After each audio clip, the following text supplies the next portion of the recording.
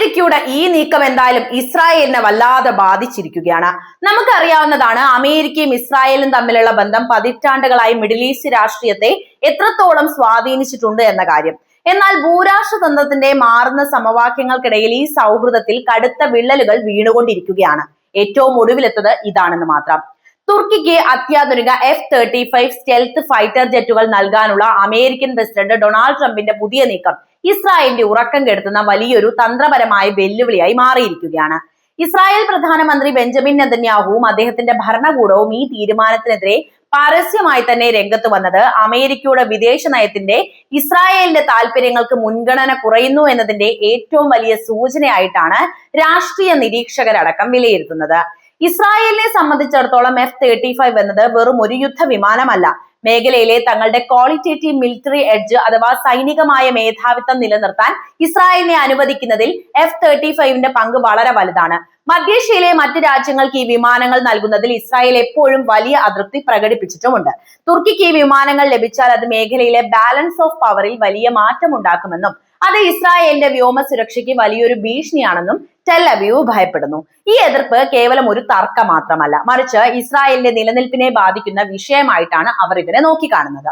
ഇവിടെയാണ് തുർക്കി അമേരിക്ക ബന്ധത്തിന്റെ സങ്കീർണതകൾ കടന്നു വരുന്നത്.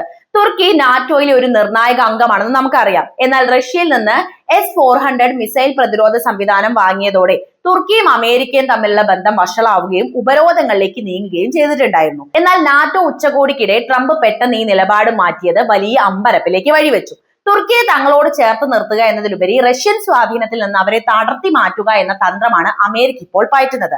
റഷ്യയുടെ അതിനൂതന മിസൈൽ സാങ്കേതിക വിദ്യയും അമേരിക്കയുടെ F-35 യുദ്ധവിമാനങ്ങളും ഒരേ രാജ്യത്തിന്റെ പക്കൽ വരുന്നത് നാറ്റോയുടെ സുരക്ഷാ സംവിധാനങ്ങളെ മൊത്തത്തിൽ ബാധിക്കുമെന്ന് അമേരിക്കയിലെ തന്നെ വലിയൊരു വിഭാഗം വാദിക്കുമ്പോഴാണ് ട്രംപ് ഇങ്ങനെ ഒരു നീക്കം നടത്തിയത് എന്നതും ശ്രദ്ധേയമാണ്. ഇസ്രായേലിനെ സംബന്ധിച്ചിടത്തോളം ഈ സാഹചര്യം വളരെ ഗുരുതരമാണ് കേട്ടോ. കഴിഞ്ഞ കുറച്ചു കാലങ്ങളായി തങ്ങൾ ആഗ്രഹിക്കുന്ന പല കാര്യങ്ങളിലും അമേരിക്കയിൽ നിന്ന് വലിയ പിന്തുണ കിട്ടുന്നില്ല എന്ന തോന്നൽ ഇസ്രായേൽ ഭരണകൂടത്തിനുണ്ട്. അമേരിക്കൻ വിദേശ നയം ഇപ്പോൾ വലിയൊരു റിയലിസ്റ്റിക് ഷിഫ്റ്റിന് വിധേയമായിക്കൊണ്ടിരിക്കുകയുമാണ്. അമേരിക്കയുടെ ആഗോള താല്പര്യങ്ങൾ പലപ്പോഴും ഇസ്രായേലിന്റെ പ്രാദേശിക താല്പര്യങ്ങളുമായി നേരിട്ട് ഏറ്റുമുട്ടുന്നു. ഇസ്രായേൽ വിരുദ്ധമെന്ന് തോന്നിക്കുന്ന പല നടപടികളും അമേരിക്ക സ്വീകരിക്കുന്നത് തങ്ങളുടെ ആഗോള അജണ്ടകൾക്ക് മുൻതൂക്കം നൽകുന്നത് കൊണ്ട് തന്നെയാണ്. ട്രംപിന്റെ ഈ നീക്കം ഇസ്രായേലിന് ഒരു വമ്പൻ തിരിച്ചടി തന്നെയാണ് എന്നതിൽ യാതൊരുവിധ തർക്കവും വേണ്ട. തങ്ങളുടെ ഏറ്റവും വലിയ സഖ്യകക്ഷി തങ്ങളെ അറിയിക്കാത്ത ശത്രുക്കളായി കാണുന്നവർക്ക് സഹായം നൽകുന്നത് ഇസ്രായേലിന്റെ വിശ്വാസ്യതയെ തന്നെ ചോദ്യം ചെയ്യുകയും ചെയ്യുന്നുണ്ട്. തുർക്കിയെ സംബന്ധിച്ചിടത്തോളം ഈ വിമാനങ്ങൾ ലഭിക്കുക എന്നത് അവരുടെ ദേശീയ അഭിമാന പ്രശ്നം തന്നെയാണ്. അതായത് നാറ്റോയിൽ അംഗമാണ് എങ്കിലും തുർക്കി പലപ്പോഴും സ്വതന്ത്രമായ ഒരു വിദേശ നയം തന്നെയാണ് പിന്തുടർന്നു പോകുന്നത്. തങ്ങളുടെ അതിർത്തികളുടെ സുരക്ഷയ്ക്ക് പാശ്ചാത്യ രാജ്യങ്ങളെ മാത്രം ആശ്രയിക്കാൻ അവർ തയ്യാറല്ല എന്നതിന്റെ തെളിവാണ് S-400 ഇടപാട് പോലും. ഇപ്പോൾ F-35 കൂടി ലഭിച്ചാൽ തുർക്കി മേഖലയിലെ ഏറ്റവും വലിയ സൈനിക ശക്തിയായിട്ടാണ് മാറുക. ഇത് ഇസ്രായേലിന്റെ തന്ത്രപരമായ മേധാവിത്വത്തിന് കനത്ത വെല്ലുവിളിയാണ് ഉയർത്തുക. അമേരിക്കൻ തീരുമാനത്തെ ഇസ്രായേൽ എത്രത്തോളം ശക്തമായി പ്രതിരോധിക്കുന്നു എന്നതിനനുസരിച്ചായിരിക്കും വരും ദിവസങ്ങളിലെ ഇത്തരം നയതന്ത്ര നീക്കങ്ങൾ അത്രയും. ഈ തർക്കം വെറും ഒരു യുദ്ധവിമാന വിൽപ്പനയിൽ ഒതുങ്ങുന്നതല്ല എന്ന കാര്യം കൂടി ഓർക്കണം. അമേരിക്കയുടെയും ഇസ്രായേലിന്റെയും ദശാബ്ദങ്ങൾ നീണ്ട സൗഹൃദത്തിന്റെ അടിത്തറ ഇളക്കുകയാണോ എന്ന വലിയ ചോദ്യമാണ് ഇവിടെ ഉയരുന്നത്. അമേരിക്കൻ പ്രസിഡന്റിന്റെ തീരുമാനങ്ങൾ ഇസ്രായേലിന്റെ താല്പര്യങ്ങൾക്ക് വിരുദ്ധമാകുമ്പോൾ ഇസ്രായേൽ എത്രത്തോളം കാലം അമേരിക്കയുടെ വാലാട്ടിപ്പട്ടിയായിട്ട് തുടരുമെന്നതും വളരെ പ്രസക്തമാണ് കേട്ടോ.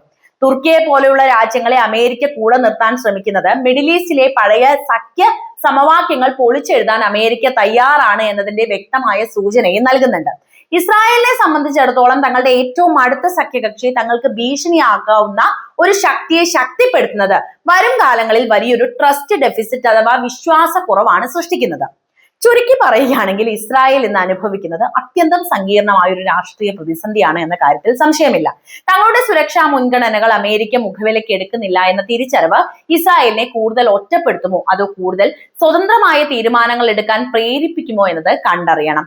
എന്തായാലും ചെങ്കടലിലെയും ഹോർമോസിലെയും അസ്ഥിരതകൾക്കൊപ്പം ഇസ്രായേൽ അമേരിക്ക തുർക്കി ത്രികോണ ബന്ധത്തിലെ ഈ പുതിയ വിള്ളലുകൾ മധ്യേഷ്യയെ മറ്റൊരു വലിയ രാഷ്ട്രീയ അഗ്നിപർവ്വതത്തിലേക്ക് തള്ളിവിടുകയാണ് എന്നത് നമുക്ക് കൃത്യമായിട്ട് വിലയിരുത്താം. ട്രംപിന്റെ നയംമാറ്റം വെറുമൊരു വിമാന കച്ചവടമല്ല, മറിച്ച് മിഡിൽ ഈസ്റ്റിലെ അധികാര സന്തുലിതാവസ്ഥയെ തന്നെ പിടിച്ചുലയ്ക്കാൻ ശേഷിയുള്ള ഒരു തന്ത്രപരമായ നീക്കമാണ് എന്ന് തന്നെയാണ് ഇതിന്റെ ഏറ്റവും വലിയ പ്രസക്തി എന്ന് പറയുന്നത്. ഒരു കാര്യം കൂടി ഇവിടെ പറയേണ്ടതുണ്ട് കേട്ടോ. ഒരു കാലത്ത് അമേരിക്കയുടെയും ഇസ്രായേലിന്റെയും താല്പര്യങ്ങൾ ഒരേ ദിശയിലായിരുന്നു സഞ്ചരിച്ചിരുന്നത്. എന്നാൽ ഇന്ന് റഷ്യൻ സ്വാധീനം കുറയ്ക്കാനും നാറ്റോ സഖ്യത്തെ ശക്തിപ്പെടുത്താനും തുർക്കിയെ കൂടെ നിർത്താൻ അമേരിക്ക നിർബന്ധിതരാകുന്ന ഒരു സാഹചര്യവുമുണ്ട്. ഇസ്രായേലിനെ സംബന്ധിച്ചിടത്തോളം തങ്ങളുടെ സുരക്ഷയ്ക്ക് ഭീഷണിയായേക്കാവുന്ന തുർക്കിക്ക് അമേരിക്ക അത്യാധുനിക F-35 വിമാനങ്ങൾ നൽകുന്നത് സഹിക്കാവുന്നതിലും അപ്പുറമാണ്. ചെങ്കടലിലെ അസ്ഥിരതയിൽ തങ്ങളുടെ നാവിക സാന്നിധ്യം ഉറപ്പിക്കാൻ അമേരിക്ക പാടുപെടുമ്പോൾ തുർക്കിയെ പോലുള്ള രാജ്യങ്ങളുമായി ഉണ്ടാക്കുന്ന ഈ നിർബന്ധിത സൗഹൃദം അമേരിക്കയെ സ്വന്തം സഖ്യകക്ഷിയായ ഇസ്രായേലിൽ നിന്ന് വളരെ ദൂരേക്ക് അകറ്റിക്കൊണ്ടിരിക്കുകയാണ്. അതായത് ചെങ്കടലിലെ യുദ്ധക്കളവും മെഡിറ്ററേനിയനിലെ നയതന്ത്ര തർക്കങ്ങളും വിരൽ ചൂണ്ടുന്നത് ഒരേ ദിശയിലേക്കാണ്. മിഡിൽ ഈസ്റ്റിൽ അമേരിക്കൻ സ്വാധീനം കുറയുകയും പ്രാദേശിക ശക്തികൾ കൂടുതൽ സ്വതന്ത്രമായി ചിന്തിക്കാൻ തുടങ്ങുകയും ചെയ്യുകയാണ്. വരും കാലങ്ങളിൽ അമേരിക്കൻ പിന്തുണയിൽ മാത്രം വിശ്വസിച്ച് നിൽക്കാതെ സ്വന്തം നിലയ്ക്ക് സുരക്ഷാ സംവിധാനങ്ങൾ രൂപപ്പെടുത്താൻ ഇസ്രായേൽ നിർബന്ധിതരാകുന്ന ഒരവസ്ഥയിലേക്ക് ഇവിടുത്തെ കാര്യങ്ങൾ ചെന്നെത്തും എന്ന കാര്യത്തിൽ യാതൊരുവിധ സംശയവുമില്ല. എന്തായാലും ഇസ്രായേലും തുർക്കിയും തമ്മിലുള്ള ശത്രുത അവിടെ അവസാനിക്കുന്നൊന്നുമില്ല. ഇവർ രൂക്ഷമായ പോർവിളികളും ശത്രുതയും മധ്യേഷ്യൻ രാഷ്ട്രീയത്തിലെ തുറന്ന പുസ്തകം തന്നെയാണ് പറയുന്നത്. ഒരു വശത്ത് ഇസ്രായേലിന്റെ പ്രാദേശിക തന്ത്രങ്ങളും മറുവശത്ത് തുർക്കിയുടെ ഇസ്ലാമിസ്റ്റ് അജണ്ടകളും ഇസ്രായേൽ വിരുദ്ധ പ്രസ്താവനകളും പരസ്പരം കൊമ്പുകോർക്കുന്ന അവസ്ഥയിലാണുള്ളത്. ഇത്തരം സാഹചര്യത്തിൽ കടുത്ത ശത്രുതയിലുള്ള രണ്ട് രാജ്യങ്ങൾക്കിടയിൽ അമേരിക്ക ഒരേ സമയം സന്തുലിതത്വം പാലിക്കാൻ ശ്രമിക്കുന്നത് ഇസ്രായേലിനെ സംബന്ധിച്ചിടത്തോളം വലിയൊരു സുരക്ഷാ ഭീഷണി തന്നെയാണ്. തുർക്കിയെ കൂടെ നിർത്താൻ അമേരിക്ക കാണിക്കുന്ന ഈ അമിതാവേശം ഇസ്രായേലിന്റെ കണ്ണിൽ തങ്ങളുടെ താല്പര്യങ്ങളെ ഒറ്റുകൊടുക്കലാണ്. തുർക്കിയുടെ കാര്യത്തിൽ അമേരിക്കയുടെ നിസ്സഹായാവസ്ഥയും വളരെ പ്രകടമാണ് കേട്ടോ. നാറ്റോ സഖ്യത്തിലെ രണ്ടാമത്തെ വലിയ സൈനിക ശക്തിയാണ് തുർക്കി എന്നത് ഓർക്കണം. റഷ്യയുമായി അവർ S-400 ഇടപാട് നടത്തിയാലും മധ്യേഷ്യയിലും യൂറോപ്പിലുമുള്ള റഷ്യൻ മുന്നേറ്റത്തെ തടയാൻ തുർക്കിയുടെ സഹായം അമേരിക്കയ്ക്ക് അത്യന്താപേക്ഷിതവുമാണ്. അതായത് തുർക്കിക്ക് മേൽ കടുത്ത ഉപരോധങ്ങൾ ഏർപ്പെടുത്തി അവരെ പൂർണ്ണമായും റഷ്യൻ ചേരിയിലേക്ക് തള്ളിക്കളയാൻ അമേരിക്കയ്ക്ക് ഇപ്പോൾ ധൈര്യമില്ല. ഈ നാറ്റോ ബാധ്യത ഒരു കവചമായി ഉപയോഗിച്ചാണ് തുർക്കി തങ്ങളുടെ സ്വതന്ത്ര നിലപാടുകൾ എടുക്കുന്നത്. അമേരിക്കയുടെ ഈ പരിമിതി കൃത്യമായി മനസ്സിലാക്കിയാണ് എർദോഗൻ തന്ത്രങ്ങൾ ഇപ്പോൾ മെനയുന്നത് പോലും. ഇത് ഇസ്രായേലിനെ വല്ലാതെ പ്രകോപിപ്പിക്കുകയും ചെയ്യുന്നുണ്ട്. ഇസ്രായേലും തുർക്കിയും തമ്മിലുള്ള നിലവിലെ വിഷയങ്ങൾ ഒരു വലിയ പട്ടിക തന്നെ നീളുന്നതാണ്. ഫലസ്തീൻ വിഷയത്തിലും ഗസയിലെ നിലപാടുകളും തുർക്കി എടുക്കുന്ന തീവ്രമായ നിലപാടുകൾ ഇസ്രായേലിന്റെ നിലനിൽപ്പിനെ ചോദ്യം ചെയ്യുന്നതാണ് എന്ന് അവർ വിശ്വസിക്കുകയും ചെയ്യുന്നു.